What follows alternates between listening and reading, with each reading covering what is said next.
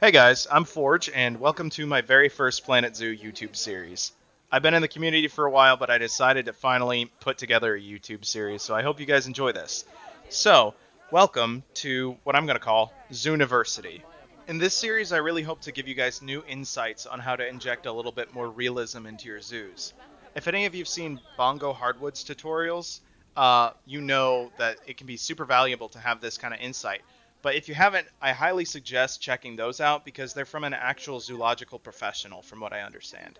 I'm just a zoo hobbyist who enjoys researching this stuff, and I hope I can teach you something about how to build in a way that can help take your zoos to the next level with a little bit of realism. So today we're going to talk about the plain zebra. The plain zebra is a base game animal, as I intend most of these episodes will be centered around because everybody has those. I do use mods, but if you don't want to use mods, all of the blueprints I'm going to be making in this video will not have any of those, so you should be all good. The plain zebra, according to the Zoopedia, is native to eastern and southern Africa. They're a near threatened species and are obviously a really common zoo animal. So today we're going to learn about the essentials of building a habitat for these animals that's grounded in realism. So first, what does a good zebra habitat need to have? I'm going to be using research from the AZA, the Association of Zoos and Aquariums, who have developed husbandry guides for all sorts of animals in their care. I'll be posting a link to the Zebra Care Guide in the description.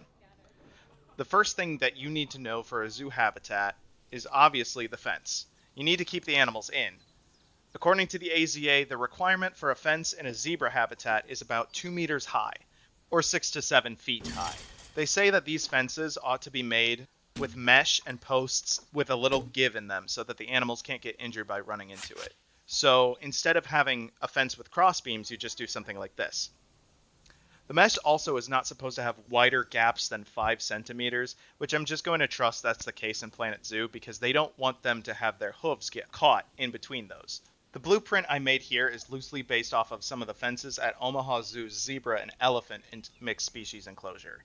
Moats are also an important feature for zebra enclosures because it lets you have this high fence to keep the animal in without getting in the way of a guest viewing.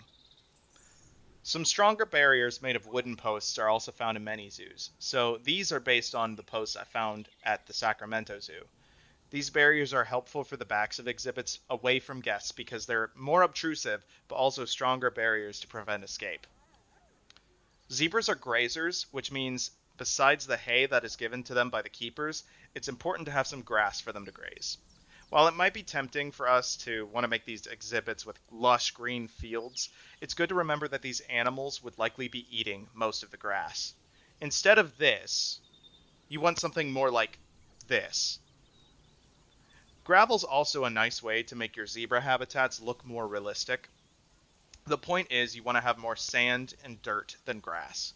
Sprinkling some elephant grass, drin grass, periwinkle leaves, and sunken down blackthorn bushes can help give you some nice browsing, along with some of these, which are mods, from the North American foliage pack. The cord grass and the beach grass also make really good grazing grass.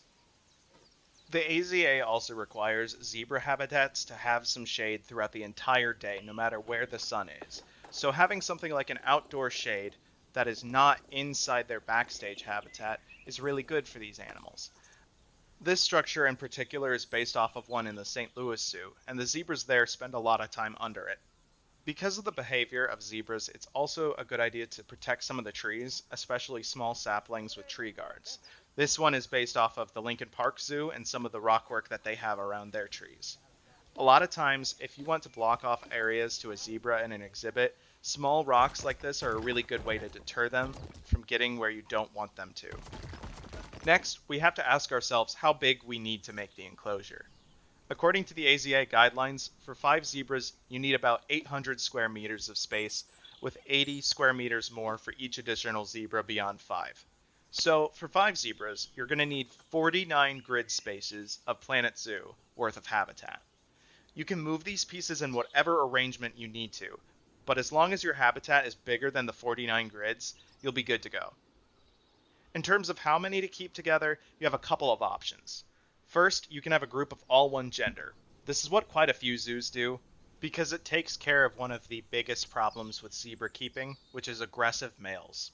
If more than one male is combined with other females, the two males will fight for dominance. Some zoos have had successes when it comes to neutered males being with female groups, but it's not really necessary to have mixed sex enclosure except for breeding anyway.